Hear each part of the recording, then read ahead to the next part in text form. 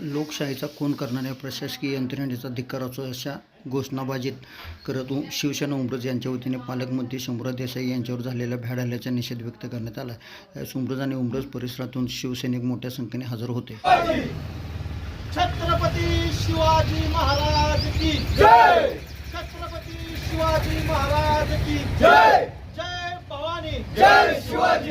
जय भवानी जय शिवाजी.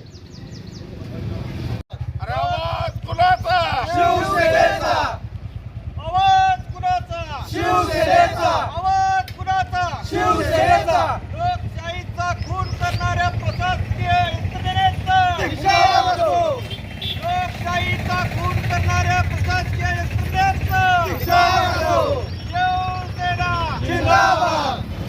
परवा अध्यक्ष आणि उपाध्यक्ष पदाच्या निवडीच्या वेळेस जो गैरप्रकार या सातारा जिल्ह्यामध्ये यशवंतराव चव्हाणांच्या या भूमीमध्ये घडला त्याचा निषेध करण्यासाठी आज उमरज विभागातील शिवसैनिक आम्ही या ठिकाणी आज जमलेलो आहे. खरं बघायला गेलं तर यशवंतराव चव्हाणांची जी भूमी आहे त्याचा सर्व महाराष्ट्राला त्याचे जे संस्कार आहेत ते सर्व स्रोत आहेत. परंतु परवा ज्या प्रकारे प्रशासनाचा आधार घेऊन अध्यक्ष व उपाध्यक्ष निवडीच्या वेळेस जो घोळ घालण्यात आला, खऱ्या अर्थानं बघायला गेलं तर शिवसेना असेल, राष्ट्रवादी असेल, राष्ट्रवादी शरद पवार गट असेल, त्याचबरोबर शिवसेना असेल, आमच्याकडं बहुमत असताना सुद्धा ज्या पद्धतीनं हे जे निवडीचं प्रक्रिया होती ती पूर्ण करण्यात आली आणि प्रशासनाचा गैरवापर करून ज्या पद्धतीनं हे इलेक्शन घेण्यात आलं त्याचा आम्ही जाहीर निषेध करतो.